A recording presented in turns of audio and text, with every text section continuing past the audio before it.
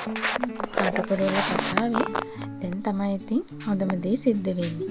ඉතින් නිම්නාවිගේ තාත්තයි මංජිතගේ අම්මලයි තාත්තලා ඇවිල්ලා ඒ ප්‍රශ්නේ නම් විසඳුණා. ඉතින් දැන් තමයි නිම්නාවිගේ මංජිතගේ ආන්දර කතාව පටන් ගන්න යන්නේ. ඉතින් නිම්නාවිට නිම්නාවිගේ තාත්තගෙනුත් බාධාවක් නැති වේ වගේ පේන නිසා නිම්නාවි මංජිතට කැමැත්ත දෙනවා. ඉතින් ඒත් එක්කම මේ මංජිත වගේ රංගපාන කෙවින් මෙච්චර කාලයක් බලාගෙන හිටියේ මේ නිම්නාවිගේ කැමැත්ත ගන්න විදිය.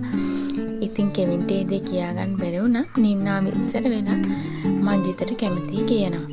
ඉතින් මේ දෙයට නිම්නාවිගේ තාත්තා කැමති වුණාට නිම්නාවිගේ අම්මා නම් කිසිසේත්ම කැමති වෙන්නේ නැහැ. මොකද නිම්නාවිගේ අම්මා මංජිතට කැමති නැති නිසා.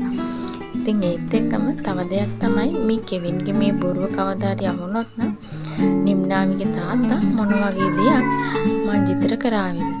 ඉතින් යාළුවනේ ෆොන්සේකා සර්ලත් මේ ප්‍රශ්නේ ගැන දැනගත්තොත් ඉස්සරහට ලොකු ප්‍රශ්නයක් ඇති වෙනවා. ඉතින් යාළුවනේ ඔයගොල්ලන්ට ඉදිරි වීඩියෝ වලින් බලා ගන්න පුළුවන් නිම්නාවිගේ මංජිතගේ ආදර කතාව ඉස්සරහට යනවත් එක්කම මේ නිම්නාවිටයි මංජිතටයි මොන වගේ ප්‍රශ්න ඇති වේද කියලා. ඉතින් මේ වගේ වීඩියෝ නැරඹීමට අමතක නොකර subscribe කරලා තියාගන්න.